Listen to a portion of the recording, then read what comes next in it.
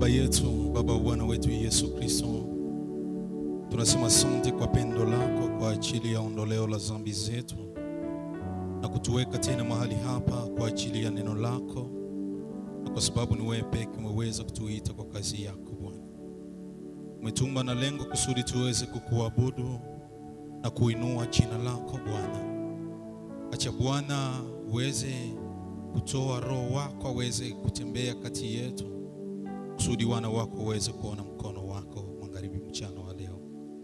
Acha Bwana, tuna imani pamoja na wewe peke yako ambaye tunatia tumaini letu. Tunakushangilia tukijua kama utatembea nasi. Amen. Katika jina la Yesu Kristo. Amen. Amen. Amen. Taweza kuchukua nafasi. Nous allons nous mettre. Na wasalimu katika jina la Yesu Kristo. Nous vous saluons au nom de Jésus-Christ. Na asante Mungu ambaye ameweza kutupa muda kama na huu. Et nous remercions encore Dieu de nous accorder ce temps. Ambao tangu misingi ya dunia alikuwa ameupangilia vile. Parce que c'est lui-même qui avait déjà préétabli cette journée. Nashukuru vile viongozi wa kanisa. Et nous remercions aussi les dirigeants de l'église. Kwa nafasi ambayo umeweza kutupea sisi kama vijana kwa siku ya leo. Pour l'espace nous accorder nous en tant qu'un jeune à l'occasion de cette journée. Kusudi tuweze kuhudumia hapa. Pour que nous puissions encore une fois nous réconforter ensemble. Kwa wasio nifahamu. Et à l'occasion, mimi ni Jimmy Kinubi. À l'occasion, vous allez le connaître, c'est Jimmy Kinubi. Kutokea kuna soko kanisa la CPCE Bwinongo. Qui vient de la 55e CPCE Bwinongo. Na nikiwa kiongozi wa vijana mahali pale. Et il est le président du comité de jeunes au niveau de la CPCE Bwinongo. Na nakuwa vile mwanafunzi kunako ICV, Université Chrétienne de Virunga. Et de même, il est étudiant à l'Université Chrétienne de Virunga, UCV. Katika faculté ya teolojia. Au sein de la faculté de théologie. Basi jina la Bwana libarikiwe. Et donc que le nom de Dieu soit béni. Ndio maana bila kuponda muda, et sans plus perdre le temps, taweza kufungua Biblia yako katika kitabu cha Waamuzi. Nous allons tous ouvrir nos Bibles dans le livre de Juges. Waamuzi 6:11 mpaka 17. Juges au chapitre 6, nous allons commencer par le 11e jusqu'au 17e verset. Na tutaweza kuruka vile kwa verset ya 27 na 28. Et sans lire les autres versets, nous allons sauter au 27e, nous allons sauter au 27e et 28e verset. Na ndugu ataweza kutuongoza kwa usomi. Et nous allons devoir diriger la lecture dans Juges chapitre 6 du 1er au 17e et puis 27 à 28. Il est dit ce qui suit. Puis vint l'ange de l'Éternel et il s'assit sous le térébinthe d'Ophra qui appartenait à Joas de la famille d'Abiézer.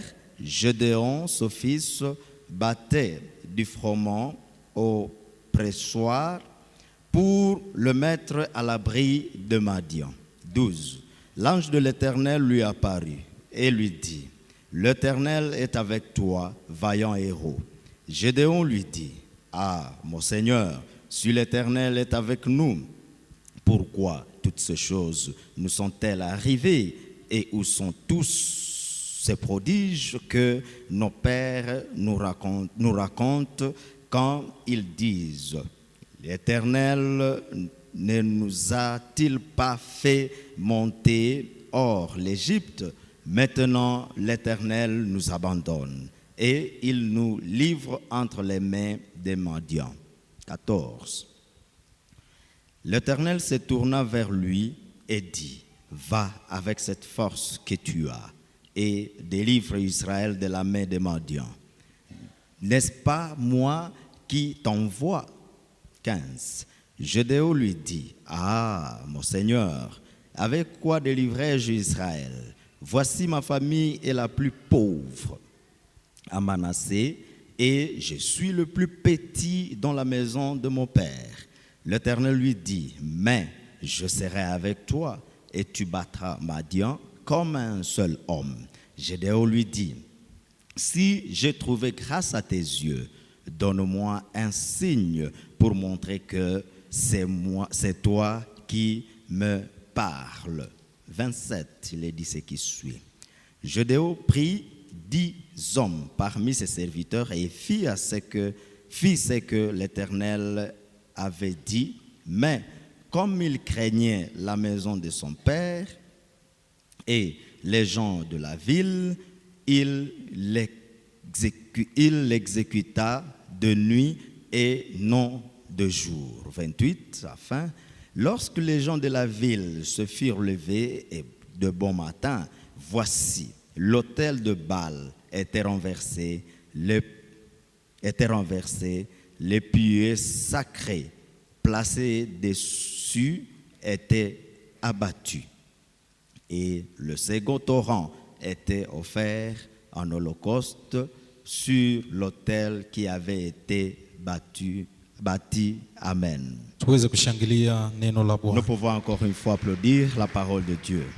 Tuna somo ambayo tuweza kuzungumzia katika mchana wa leo, Et nous avons un thème que nous allons exploiter la journée de ce jour, ambayo inasema qui dit: kijana Mkristo si muda wa kuzubaha, jeune chrétien, tu n'as plus d'excuses. piganisha machafuko ya sasa. Par la force que tu as, combat les antivaleurs au siècle présent. Kijana Mkristo si muda wa kuzubaha, piganisha machafuko ya Et sasa. donc, jeune chrétien, le temps n'est plus à la distraction, mais combat les antivaleurs dans les siècles présents. Katika ulimwengu ambao tunaishi ndani mwake Et kwa dans le sasa, monde que nous vivons actuellement, kuna uchafuko wengi ambao unakuwa ndani ya huu ulimwengu. il y a trop de saleté, trop d'antivaleurs. Na sisi kama Wakristo sio muda wa kuzubaha, Et nous, en tant que chrétiens, nous n'avons pas l'occasion de nous distraire. lakini ni muda wa kupiganisha haya Mais c'est machafuko. temps de combattre ces antivaleurs dans la société. Hata katika somo kama tumesema vijana wa Kristo, Même comme nous venons déjà de l'intituler dans le thème d'aujourd'hui en parlant des jeunes chrétiens, lakini baba, mama, kijana, wasichana na watoto, mais le père, la mère, jeunes filles, jeunes garçons et tous les enfants tunaitwa kupiganisha machafuko ya sasa, sommes appelés à combattre les antivaleurs aux temps actuels. kutokushirikiana na ubaya wote katika ulimwengu huu. Ne pas nous conformer à toutes sortes d'antivaleurs dans ce monde présent. Kwa nini si muda wa kuzubaha? Pourquoi le temps n'est plus à la distraction? Kwa sababu mazingira ni machafu sana. C'est parce que l'environnement est terni et corrompu actuellement. Na mazingira ambayo tunaongelea juu yake, Et cet environnement dont est question, sio kusema pekee miti ambayo tunaona na mito, ce n'est pas ces arbres, ces eaux que nous avons autour de nous, lakini ni katika society ambayo tunakuwa ndani mais mwake. c'est donc cette vie que nous menons dans la société à notre environ. Zambi ambayo inakuwa katika mji na katika nchi vile. Le péché maintenant adapté est dans la société comme dans la ville. Ndio maana sisi wa Kristo ni yale ambayo tutaweza kupiganisha. C'est là que maintenant nous, chrétiens, sommes appelés à combattre.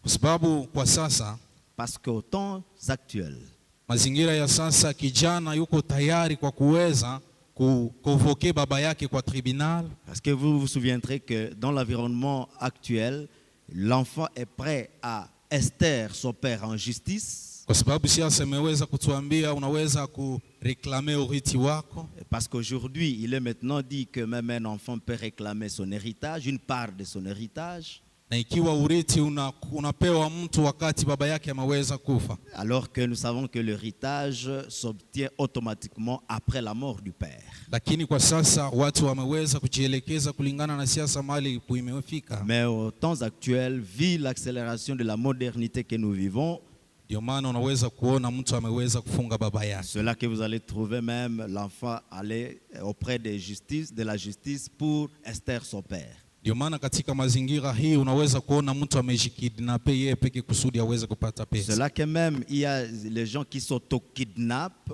pour avoir de l'argent. Ni machafuko gani ambayo tunaweza kupiganisha? C'est quelle antivaleur autour de laquelle nous devons faire face? Mafundisho mabaya ambayo imeweza kuingia, Ce sont de faux enseignements qui sont maintenant aujourd'hui dans la société. kwa sababu nasikia wengine kuna Mungu mweusi na Mungu Parce que pour mzungu. les uns, il y a Dieu blanc et Dieu noir pour les autres. Na kuna wengine wanakutabiria kama mke wako ni pepo, yani ikiwa umemaliza naye miaka Et pour 12. les autres, les autres encore, ils peuvent même aller jusqu'à qualifier votre épouse de démon. Kwa sababu wanapenda kukutabiria kitu fulani. Parce que voudrait seulement prophétiser à votre faveur autour d'une chose. Hii ni mazingira ambayo tunaendelea kupiganisha. Ça, c'est vraiment l'environnement que nous devons combattre. Kuna unafiki vile ambao tunakuwa ndani mwake. Et il y a aussi l'hypocrisie qui sévit. Ambao watu wameweza kuona kama kawaida, mnaweza kucheka na mtu lakini ndani mwake kuna vinyongo. Que d'aucuns ont trouvé comme une situation régulière, alors qu'au-dedans, il y a aussi l'inimitié. Na ikiwa sisi sote tunasoma hata katika kanisa moja. Alors que même tous nous faisons partie de la même église locale. Kitu kingine ambacho tunaweza kupiganisha ulevi. Et notre aspect que nous pouvons combattre, pombe ambayo imeweza kuwekwa katika nchi yetu. C'est aussi même la boisson fortement alcoolisée déjà dans notre pays. Viwanda ambavyo vimeweza kuweka huko na kule. Des bistrots implantés ci et là. Na vikiwa na malengo ya kuweza kuharibu maisha ya kesho ya nchi na maisha ya vijana. L'objectif seulement de détruire notre vie à venir et voire même prendre en otage toute une vie d'une nation. Na hii yote inaonyesha ya kama sisi kama vijana wa Kristo. Et cela prouve et étaye effectivement que nous, en tant que jeunes chrétiens, hatuna muda ya kuzubaa. Nous n'avons pas le temps de nous distraire. Lakini tuna muda ya kupiganisha haya machafuko. Mais nous avons maintenant le temps de combattre toutes ces antivaleurs sociales. Utaweza kuona mazingira ya Israeli kwa muda wa Gideoni. Nous allons juste situer l'environnement des Israélites à la période de Gédéon. Gideoni ni mwana wa Yoasi. Gédéon, c'est le fils de Joas. Katika tribu ya Manase. Dans la tribu de Manassé. Na kwa muda wa Gideoni katika Israeli. Et en son époque en Israël. Kulikuwa kizazi kipya ambacho hakikujua Mungu. Il y avait une nouvelle génération qui n'avait point connu Dieu. Na kile ambacho hakikuona ya kama Mungu aliweza kutendea wana wa Israeli kutoka Misri mpaka Kanaani. Et une génération qui n'avait pas servi de témoin de l'exode des Israélites de l'Égypte jusqu'à Canaan. Ndio maana ukisoma katika Waamuzi 6:13. Et cela que même en lisant Juge 6:13. Ndio maana inasema il est dit sans doute. Kama Bwana ni kwa upande wetu. Et si le Seigneur, l'Éternel est avec nous. Kwa nini magumu haya yote yatupate? Pourquoi toutes ces choses nous arriveront-elles? Gideoni anajiuliza yakati malaika ameweza kumwambia umeweza kuchaguliwa. C'est une question que Gédéon lui-même se pose alors qu'il était en face de l'ange qui venait de lui dire qu'il était déjà choisi par l'Éternel. Lakini anamwambia kwa nini kama Mungu yuko, kwa nini mazingira haya tuishi ndani mwake? Mais il dira à ce dernier, pourquoi, si Dieu est avec, pourquoi vivre encore dans cet environnement terne? Na miujiza ambayo alitendea baba zetu iko wapi? Et maintenant, où sont les miracles que Dieu avait manifestés à l'endroit ou à faveur de nos pères? Wakati katika mazingira ambayo tunakuwa nao katika nchi yetu hii. Et aujourd'hui, dans cet environnement dans lequel nous vivons dans notre pays. Kila ukicha unasikia taux imeweza kupanda. À chaque temps, vous pouvez être informé de la flambée du taux du dollar. Nasikia watu wameuawa fasi fulani. Il y a aussi de massacres dans tel coin. Na Wakristo kuna muda ambao tunaweza kuomba. Et même pour le chrétien, il y a un temps où tunaweza kuomba lakini manunguniko inakuwa ndani yetu. Nous pouvons prier, mais dans l'entretemps, il y a toujours de doutes en nous. Na sisi wenyewe tunauliza, je, Mungu yuko ambaye tunatumikia? Et même nous pouvons aller jusqu'à nous poser des questions. Est-ce que Dieu existe encore alors que c'est lui que nous servons? Na sisi tunaweza kusema kama Gideoni, Mungu wetu yuko wapi angeweza kutenda? Et à l'occasion, à l'instar de Gédéon, nous pouvons nous poser encore la même question. Notre Seigneur, notre Dieu, où est-il pour agir en notre faveur? Lakini katika Isaya 59 verse ya kwanza. Mais dans Ésaïe 59 au premier verset, unasema, il est dit, mkono wa Bwana si mfupi kwa kutubariki. La main de l'Éternel n'est pas courte pour bénir. Lakini dhambi zetu zinatutenga na Mungu. Mais sont nos péchés qui nous éloignent de Dieu. Mara pengine kuna muda ambao tumeweza kuona ile magumu, lakini kuna kitu ndani yetu kinatuambia kukutana na Kristo. Des fois, nous pouvons juste passer par ces souffrances, mais sans oublier qu'il peut y avoir quelque chose qui nous sépare de Dieu. Biblia inatuambia mkono wa Bwana si mfupi. Et la Bible nous dit que la main de l'Éternel n'est pas courte. Lakini zambi ambazo zinakuwa ndani yetu zinatutenga na Kristo. Mais sont nos péchés en nous qui nous séparent de Dieu. Matokeo ya kutokutembea na Mungu wao wana wa Israeli. Les conséquences que ces enfants ont subies de ne pas marcher avec l'Éternel. Mashambulio yao yaliwafanya kuwa maskini. Il y a des acharnements sur eux qui les avaient paupérisés. Kisoma katika Waamuzi 6:11-6. Et en lisant Juge chapitre 6, 1-6, ni wakati Waisraeli walikuwa wakivuna ngano yao. C'est quand les Israélites étaient en train de moissonner leur blé. Wakati wamemaliza muda mwingi, lakini kwa muda wa kuvuna, mais tout juste après la semence et au temps des récoltes, ni wakati sasa wa Midiani walikuwa wakija wakichukua yale mavuno. C'est là que les Midians venaient et pour maintenant récolter à leur place. Nchi ambayo tunakuwa ndani yetu, et même notre pays que nous vivons actuellement, ndio maana unaweza kusikia watu wameweza kulima kakao yao pabeni. Vous pouvez être informé de la culture de cacao au niveau du territoire de Beni. Lakini mtu ameweza kulima hektare na hektare. Et vous pouvez juste travailler sur des hectares et des hectares. Lakini akija katika mji wa Butembo anaishi kama maskini. Et juste en arrivant en ville de Butembo, il vit comme un pauvre. Kwa sababu ni mkimbizi, ameacha vitu vyake. Parce que il s'est déplacé et a tout. Na katika nchi wa Midiani wameweza kuchikulia nguvu ambayo yeye mwenyewe aliweza kutumikia. Et même dans ce pays, il y a des Midians qui ont aussi récolté là où ils n'ont pas semé. Ndio maana katika nchi yetu, cela que même dans notre pays, umaskini umezidi, la paupérisation a pris de l'ampleur. Kwa sababu kuna Wamidiani ambao wanatutesa. Parce qu'il y a un peuple madian qui nous agresse. Kwa sababu kuna maadui ambao wanatutesa. Parce qu'il y a des ennemis qui nous font souffrir.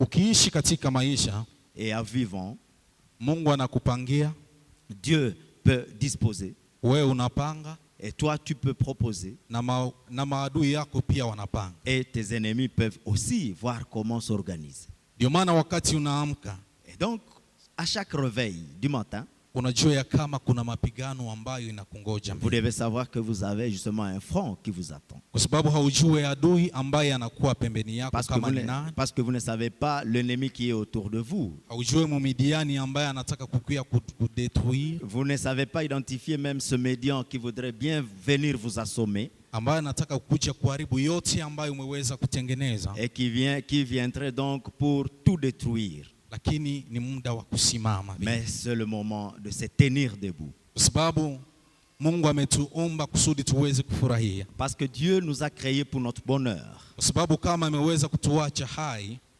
parce que s'il peut encore nous accorder la vie jusqu'aujourd'hui, ni kwa sababu ana lengo juu yetu. C'est parce que il a un plan merveilleux pour nous. Hata kama mazingira ambayo tunakuwa ndani mwake umaskini, même si l'environnement aujourd'hui des paupérisations est notre vie actuelle, lakini Mungu ni pamoja nasi. Mais Dieu est avec nous. Kitu kingine, et une autre chose, Israeli walikuwa katika utumwa wa ibada ya Baali. Et les Israélites étaient sous la doctrine des dieux de Baal.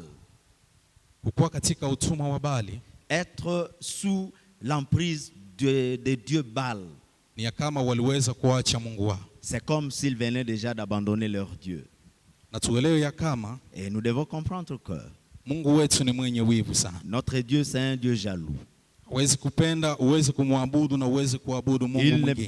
Il ne peut jamais vouloir à ce que vous puissiez partager votre adoration.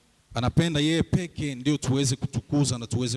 voudrait rester l'unique à être célébré et à être adoré. C'est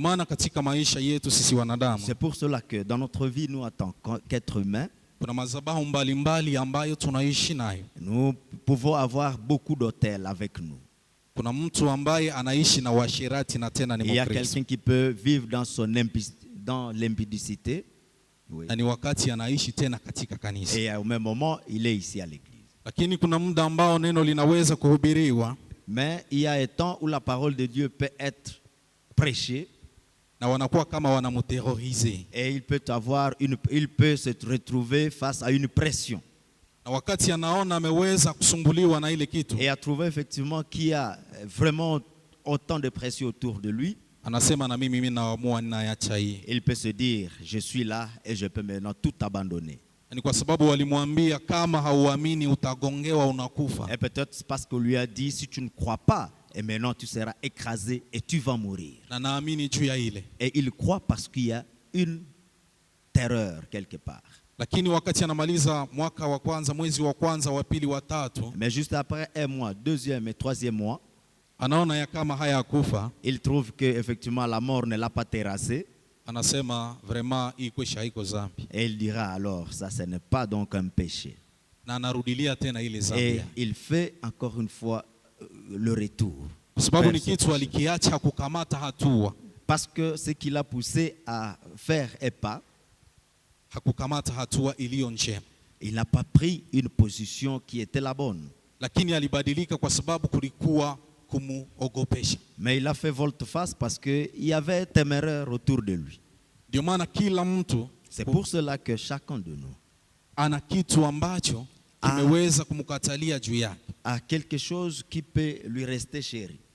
Kunakuwa yeye anazoea kukula manze ile ameona kama kawaida. Donc il trouve que imune c'est vraiment une vie régulière. Yeye ameona kusema uongo ile ni kawaida. Il trouve que pour le mensonge là c'est vraiment au quotidien. Yeye amesema kufaa uasherati ile ni kawaida. Et donc la prostitution ou l'impudicité, ça c'est une vie ordinaire. Na mtu kama na huyu kumuelekeza, et la personne comme celle-ci lui donner une ligne de conduite, kwa sababu anajua kipi ambacho anafanya, parce qu'elle sait ce qu'elle fait, na anajua neno la Mungu kama linasema nini. Elle sait ce que la parole de Dieu prédit. Anaendea tu kwa mafikiria. Elle peut juste prendre sa position. Ni mtu ambaye ameweza kufanya kitu kwa sababu watu walikifanya. C'est parce que c'est quelqu'un qui peut faire quelque chose parce qu'il y a autant qui ont fait ça. Lakini hajue mazingira ambayo anakuwa ndani mwake. Mais oublie que l'environnement dans lequel il se tient hawezi kujilinganisha wala kujifananisha na haya mazingira. Ne peut jamais lui être conforme.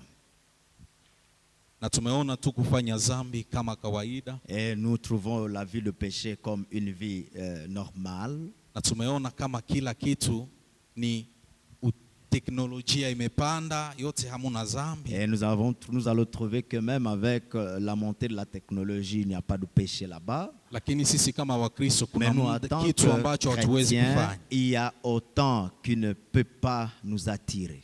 Na tuelewe vile ya kama, et devrons aussi comprendre que wakati tunakuwa Wakristo, quand nous sommes chrétiens, tumeitwa na Mungu, nous sommes appelés par Dieu, na tumejiweka mbele ya Mungu. Et nous nous sommes déjà lancés auprès de Dieu. Na mbele ibada yetu iweze kukubaliwa, et même avant que notre culte soit agréable, inaomba sisi kwanza tukubaliwe na Mungu. Il faut d'avance que nous soyons d'abord acceptés par Dieu. Kwa sababu zabihu ambayo tutaweza kutolea Mungu, parce que le sacrifice que nous voulons offrir à Dieu, kama sisi hatuko safi, nayo haitaweza kukubaliwa. Si nous-mêmes nous ne sommes pas propre, jamais ce sacrifice ne sera pas propre aussi. Ndio maana katika kitabu cha Mwanzo sura 4, c'est pour cela que en Genèse chapitre 4, wakati Mungu anamwambia Kaini na Abeli wamtolee sadaka, quand Dieu demanda à Caïn et Abel de lui donner un sacrifice, Biblia inatuambia kama Mungu alipokea Abeli na sadaka yake. La Bible nous dira que Dieu a accepté Abel et son sacrifice. Na akakataa Kaini na sadaka yake. Et a refusé Caïn et son holocauste. Inamaanisha ya kama, cela veut dire que zambi iliyo mwendani mwetu inaweza kuacha Mungu asiweze kukubali kitu ambacho tuliweza kumtolea. Ce péché qui est en nous peut faire à ce que Dieu ne nous agrée pas avec nos holocaustes. Lakini kusudi tukubaliwe na Bwana, mais pour que nous soyons acceptés par Dieu, inaomba mazabahu ambayo kila mtu anayo. Devons donc par nos autels que nous avons, chacun son autel, zambi ambayo anakuwa nayo, ce péché qu'il a en lui, inabidi kuweza kuibomoa, que cela soit détruit d'avance. Sababu Yesu aliweza kuambia wanafunzi wake Parce que Dieu un jour, parlant avec ses disciples, wakati ameweza kuwagawa kwa makundi kwa kupasha quand habari il njema, était en train de les amener ci et là en petits groupes pour l'évangile, wakati walirudi mahali alipo, et en retour, wakamwambia tumeweza kufanya miujiza kwa jina lako. et ils ont dit à Jésus, nous avons fait des miracles à ton nom.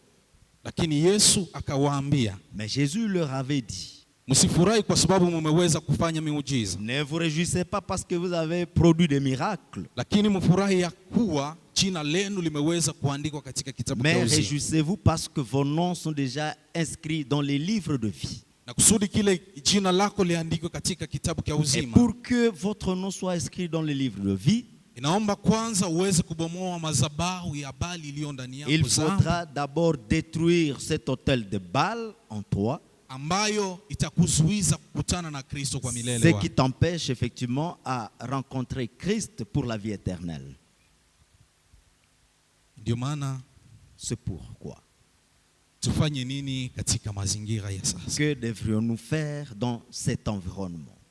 Ni kweli tumekuwa katika mazingira ya machafuko, C'est vrai que nous sommes dans un environnement corrompu, lakini sisi kama Wakristo tuna jukumu ya kutenda, mais nous en tant que chrétiens, nous avons un devoir à exécuter, na tuna kazi ambayo Mungu ameweza kutupea vile. et nous avons aussi une mission que Christ nous a léguée.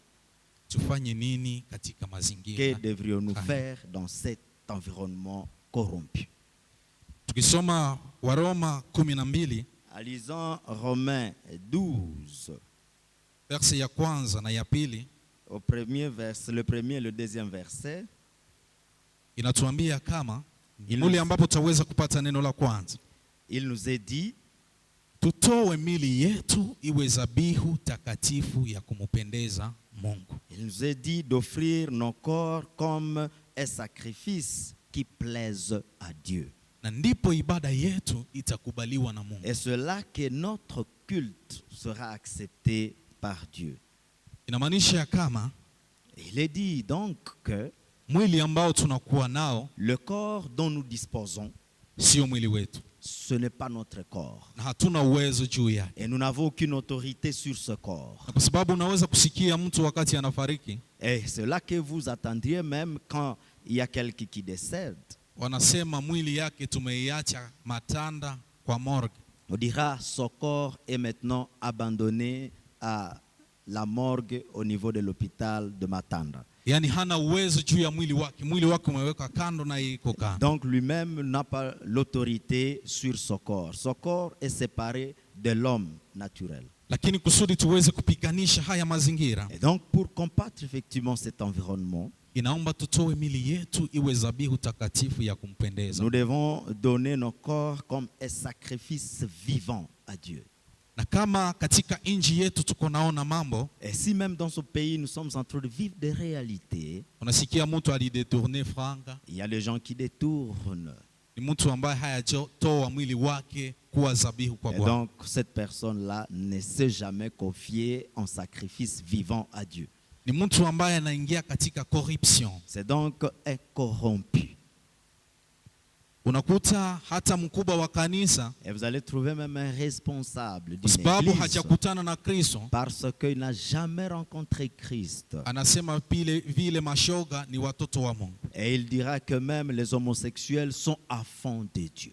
kwa sababu hajatoa mwili wake kwa Kristo. Parce que lui-même n'a jamais livré son corps comme un sacrifice vivant en Christ. Katika jamaa zetu vile, Et dans nos familles de même, kama vita zinakuwa, s'il y a même de querelles et tiraillements, ni kwa sababu kuna watu ambao hawajatoa mili yao c'est kuwa parce dhabihu qu'il y takatifu. a d'aucuns qui ne se sont jamais confiés à Dieu comme sacrifice vivant.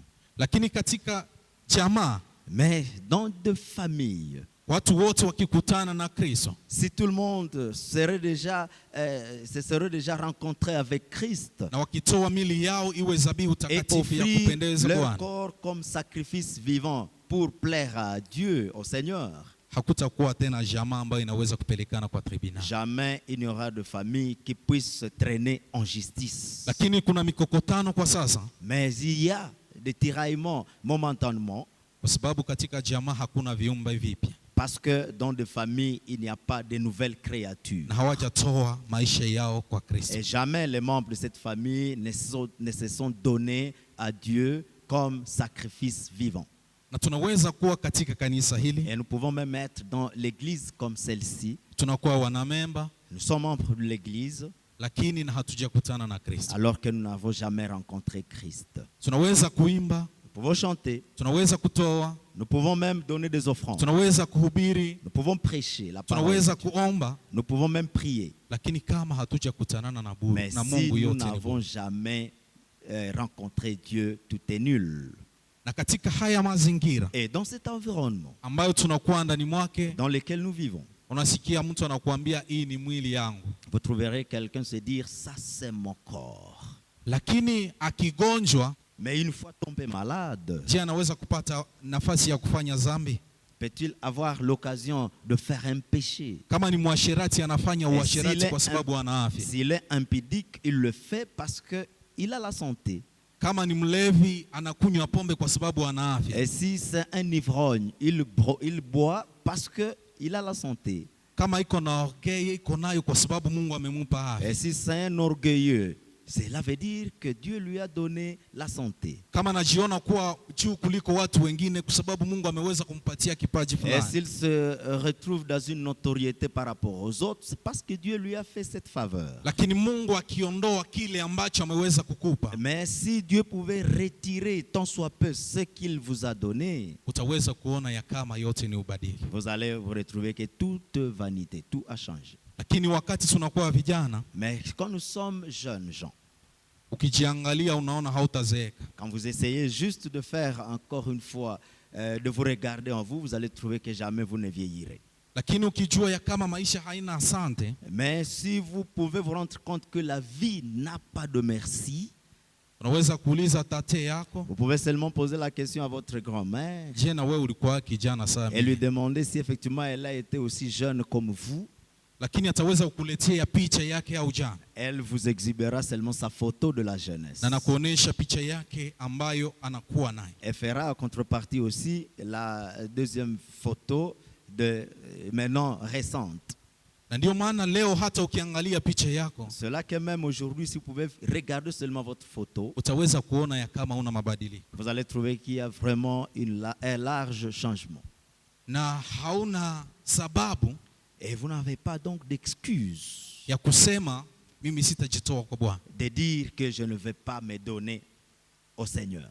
kwa sababu hata na mahali ulipo pale haujue kama roho yako iko napiga namna gani. Parce que même là où vous êtes présentement, vous ne savez pas même compter le battement de votre cœur. Lakini tungeweza kutoa mili yetu Mais il est vraiment temps de confier nos corps kusudi pia wapagani waweze kushuhudia ya kama pour que même le païen puisse témoigner que sisi ni watu ambao tumeweza kukutana na Kristo, nous sommes des gens qui ont rencontré Christ na sisi ni watu ambao tunaweza kuwaelekeza kumfuata Kristo, et que nous sommes vraiment parmi ceux-là qui peuvent amener les autres vers le Christ. na tuelewe vile Et comprenons de même kazi yote ambayo tunafanya chini ya jua que tout ce que nous faisons sous le soleil, katika makanisa yetu, dans nos églises locales, katika kazi ya Mungu ya uimbaji, dans le service ou le ministère de Dieu, dans le ministère des chants, yote tunaifanya kusudi tuweze kufika kwa umilele wa nous les Mungu. faisons parce que nous voulons juste atteindre cette vie d'éternité de Dieu. Kama umeweza kufika hapa asubuhi ya Si vous leo, pouvez donc être là présentement ce matin, lengo kubwa ni kusudi uweze kuona umilele wa Bwana. le plus grand objectif, c'est que vous puissiez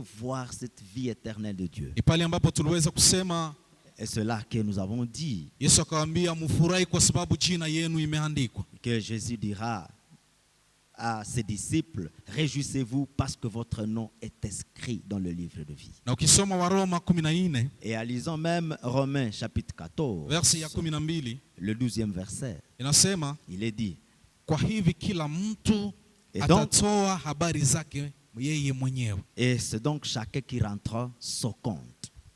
Hakuna muda ya kuweza kuexplike Mungu. Il n'y a pas un temps de vous justifier devant Dieu Katika nchi yetu ya Kongo, Mungu kulikuwa kama et mazingira dire à mabaya, Dieu, vous connaissez l'histoire de notre pays, l'environnement de notre pays. tuliuawa sana, Nous avons été massacrés, krize ilikuwa il y sana, a eu une crise notoire, lakini atakwambia Mais il vous ondokeni, dira, sikukujua. sortez, je ne vous ai jamais connu. Kwa sababu katika maombi ambayo aliweza kutuachia, Parce que dans la prière que Christ nous avait laissée, usiniache kushindwa na mashawishi, ne me laissez pas induire à tentation, lakini uniokoe na ule Mungu. mais délivre-moi de ce mal. Inamaanisha ya kama Mungu ndiye anatupatia nguvu ya kuvumilia majaribu Il ambayo est dit tunapita que ndani mwao. c'est Dieu lui-même qui nous donne la force de vaincre toutes ces tentations que nous traversons. Katika mazingira kama umewacha na mtu, Mungu ndiye anakupatia nguvu ya kuvumilia. Même dans l'environnement, si vous vous sentez abandonné par les gens, sachez que vous avez la force à partir Watu de wanaweza Dieu. kuleta vitu, wanaongea, wanaleta gens- mashauri, Les gens peuvent parler et conseiller autour de vous. lakini Mungu ndiye anatupatia ile nguvu ya kupokea kikombe Mais ambacho c'est Dieu tumepitia. qui nous réconforte et de prendre cette coupe. Ndio maana kila mtu Cela que chacun de nous ana wajibu wa kutoa mwili wake a une obligation de donner son corps kuwa dhabihu takatifu ya kumpendeza comme un sacrifice vivant qui plaise au Seigneur. Kitu kingine, Et une autre chose, kwa kufanya nini kwa kupiganisha mazingira ya sasa? pour essayer de combattre ces siècles présents, les antivaleurs dans les siècles présents, Tuvutie watu kwa Kristo. nous devons avoir justement cette stature d'amener les autres en Christ. Kwa sababu katika Waroma 12 ile 1 mpaka 2, Parce qu'à Romains 12, 1 à 2, verse ya pili, le verset 2, msifananishe kwa namna ya dunia hii, ne vous conformez pas au siècle présent, lakini muwe vielelezo. mais soyez transformés. Yaani tunakuwa watu wa kuiga. Nous devons donc être imités par les autres. Sisi kanisa, sisi ambao tunajiita wa Kristo, Nous, l'Église qui nous appelons chrétiens, kusudi mabadiliko yaweze kuwa katika nchi pour qu'il y ait une transformation, un changement dans le pays na katika ulimwengu, et surtout dans le monde, inaomba tuweze kuvutia watu kwa Kristo. il est vraiment demandé à ce que nous puissions attirer les gens vers Christ. Matendo yetu yavutie watu kwa Kristo. Que notre comportement, nos actions puissent attirer les gens vers le Christ. Wakati watu wanakuona katika quartier yako, Et quand les gens vous voient dans votre quartier, katika kazi yako, dans votre milieu d'emploi, kwenye masomo, au lieu de votre formation scolastique, wanaona ya kama uko tofauti na watu wengine. qu'ils trouvent réellement que vous avez une différence par Na rapport mbele aux uweze autres. kuambia mtu neno, Et avant même que vous ne puissiez dire à quelqu'un une parole, kwa kuona tu matendo yako, en voyant seulement tes actions, anahitika ya kama huyu ni mtu amekutana na Kristo. il accepte de lui-même que réellement vous avez rencontré Christ. Lakini kitu ambacho kinaacha watu wasikuje kwa Kristo Mais ce qui peut faire à ce que les gens ne viennent pas à Christ, ni kwa sababu sisi ambao tunaingia kanisani c'est parce que nous qui venons dans des églises, hawaone utofauti kati yetu na wao. on ne sait pas distinguer la différence entre ceux qui sont à l'extérieur et nous. Yote ambao wanafanya na sisi Et tunaifanya, ce que nous faisons est similaire. kwa sababu watu ambao wanashinda na wewe Parce que ceux qui passent la journée avec vous, ni hao ambao wanaweza kutemwanye kitu ye. c'est eux qui peuvent témoigner ce que toi tu es. Lakini wewe unaweza kuwaza huko katika mazingira, Mais à toi-même, tu peux croire que tu es dans un environnement. lakini wakati umeweza kuambia wewe ni Mkristo, Et là que même, wakati umeweza kuambia wewe ni Mkristo, alors si toi tu leur as dit que tu es chrétien, wanaangalia kama unatembea kama et ils ule Kristo. regardent effectivement ton comportement. Na kama watu hawaangalie kama unatembea na kama Kristo, Et s'ils regardent effectivement que vous ne revêtez pas de traces du Christ dans votre comportement, hakuna mtu ambaye utaweza kuleta kwa et Kristo. personne ne peut être attiré vers Christ. Lakini kila mmoja wetu Mais chacun de nous angekuwa na kazi doit avoir la mission ya kuleta watu kwa Kristo, d'attirer les gens à Christ. kwa sababu Biblia inatuambia, Parce que la Bible nous dit, enendeni mkawafanye watu wote kuwa wanafunzi, allez et faites des nations les disciples, mkawabatize kwa jina la Baba na la Mwana. les baptisant au nom du Père, du Fils. Ile ni kazi ambayo tumeweza kupewa kama Wakristo. Telle est la mission nous accordée en tant que Christ. Na wakati niliweza kusema Et quand je disais kila mtu ataleta habari yake mbele ya Mungu, que chacun se présentera devant Dieu avec son rapport, ni kile ambacho aliweza kuweka ndani mwako kusudi uweze kumtumikia kwa C'est ile effectivement kazi. ce que Dieu avait placé en vous pour que vous puissiez lui servir.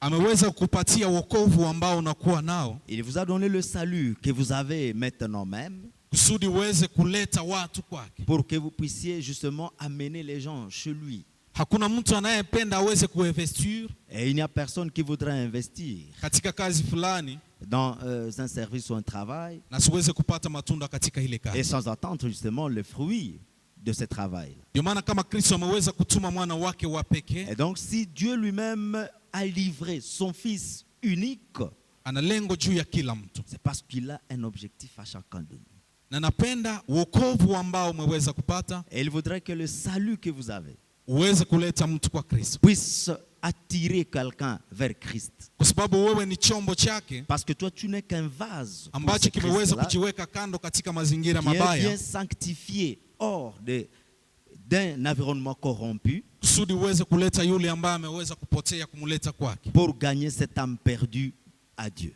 Na ndio maana kama kazi hii haujaifanya C'est pour cela que si vous n'avez jamais accompli cette mission, na Mungu wakati unafika mbele et yake juste quand vous vous présenterez devant Dieu, anakuambia il vous dira, habari zako, justement, toa habari zako, il vous demandera votre rapport. utasema bo mimi Mungu sikuwa na franga, Et vous aurez maintenant le temps de dire, moi je n'avais pas de ndio maana l'argent, sikuwa nasaidia wa maskini. c'est pour cela que je ne donnais pas de l'aumône. Unaleta sababu mingi mingi, Vous allez expliquer par beaucoup de verbes. lakini atasema na wokovu ambao nilikupa Et là il dira, et ce salut que je t'avais donné, uliifanya nini? qu'avez-vous Ulileta nani kwangu? qu'avez-vous fait de ce salut et qui est-ce que que vous avez gagné pour moi?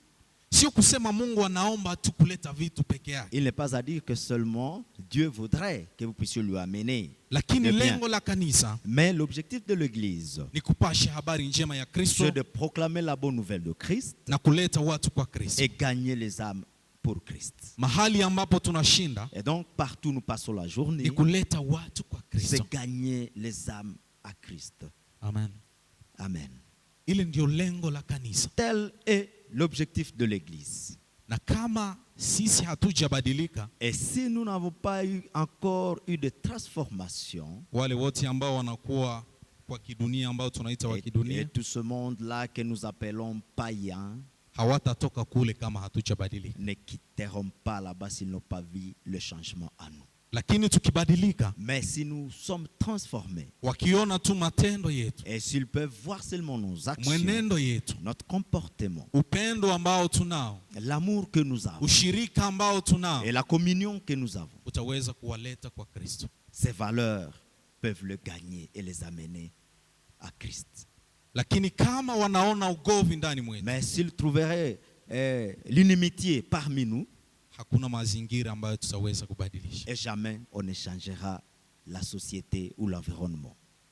Wakati umeweza kutia maji katika kopo, Et tout justement, Mangeo. une fois vous de verser de l'eau dans un verre ou dans un gobelet, inakamata forme ya ile recipient l'eau ambayo uliweza prend kutia la ndani mwake. forme du récipient que vous avez pris. Lakini sisi kama Wakristo, Mais nous, en tant que chrétiens, hata kama tuko katika dunia ya machafuko, même si nous sommes dans un environnement, un monde corrompu, hatuitwi kukamata ile picha ya machafuko, nous ne sommes pas appelés à nous conformer à ce monde-là. lakini tunaitwa kuwa vielelezo Mais ambavyo vinaweza kuita watu kwa Nous Kristo. sommes appelés à être porte-étendard, de faire appel aux autres, de les amener en Christ. Ikimaliza nitaweza kusema hivi, Et tout juste en clôturant, je voudrais juste donner l'indication qui suit. katika ulimwengu Et dans le monde, kuna fusion horaire. il y a ce que nous appelons fuseau Katika horaire. geografia, C'est la géographie. wakati muda sisi tunakuwa na muda mwingine, Comme nous pouvons juste avoir un autre temps par rapport à ce que nous connaissons des fuseaux horaires, na Kinshasa wanakuwa na muda et à mwingine. Kinshasa, il y a un décalage. Ndio maana Yesu alisema C'est pour cela que Christ a dit, atakuja kama mwizi. il viendra comme un voleur. Wawili watakuwa wakilala, Les deux qui seront dans les lits, Mmoja atatwaliwa na mwingine atabaki. L'un sera récupéré et l'autre restera seul. Wengine watakuwa wakisaga ngano. Et pour les autres qui seront en train de moudre le blé, Mmoja atatwaliwa na mwingine il atabaki. y a l'un qui sera récupéré et l'autre qui restera.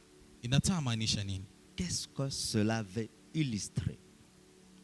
Mungu wakati atakuja kutoa kanisa lake, Lorsque Dieu viendra pour prendre son église, hakutakuwa save the date ya kukuja kwa Kristo. Hakutakuwa save the date ya kukuja kwa Kristo. il n'y aura pas justement une date de la venue du Christ. Kama ni zambi ambayo unafanyaka, Si c'est le péché qui vous est chéri, utakuwa na uko naifaa. vous serez en train de faire ce péché-là. Kama ni corruption ambayo unafaa, Si c'est la corruption que vous serez en train de faire, utakuwa uko naifaa. vous serez en pleine corruption. Kama ni washerati, Si c'est utakuwa uko na ufaa. l'impudicité que vous serez en train de faire, Utakuwa uko na vous ufaa. serez en pleine action. Kuko watu wengine Mungu atakuya wamejenga nyumba, wametayarisha muda wa kuingia Il y a ndani même mwake. les autres qui seraient déjà en train de vouloir entrer dans une nouvelle bâtisse. Hata sema hautaambia Mungu ngoi nianje lala mwangu. Et tu ne diras pas, je vais d'abord passer une nuit dans ma maison nouvelle. Ile muda itakuwa imepita. Ces temps seraient déjà dévolus. Kama utakuwa unataa lunga Et si vous serez même en train de préparer votre mariage, na Yesu anakuya ile data hii afika, et Jésus vient avant même la date de votre nonce, hautamwambia Yesu acha nianje vous lunga. n'allez pas demander à Jésus d'attendre d'abord que vous puissiez célébrer votre mariage. Inamaanisha Et cela s'explique kama una zambi ambayo unasifanya, que si vous avez un péché chéri à vous, wakati Kristo atakuya atakuta tu na uko quand naifaa. Christ viendra, vous serez tout justement en train d'exécuter sur le champ ce péché. Lakini ni kwa kila mtu kuomba Mungu Et donc c'est à chacun de prier Dieu, uniwezeshe kupita katika mazingira haya. lui demander de vous réconforter, vous donner la force de traverser cet environnement-là. Na kuwa kielelezo kwa wale wanaonizunguka, Et d'être effectivement un porte-étendard autour de ceux qui vous entourent. na mtu ambaye anaweza kuvutia watu kwa Kristo. Et donc être quelqu'un qui puisse attirer les gens vers Christ. Wakati Gideoni alipojua ubaya wa Israeli, Et lorsque Gédéon avait justement le mal des enfants d'Israël, des Israélites, akasikiliza habari za malaika, il a écouté la parole des anges, de l'ange, hakuogopa kufanya mabadiliko, et tardé à faire le changement. lakini alibomoa madhabahu yote ya Mais Baali. il a détruit les autels de Baal.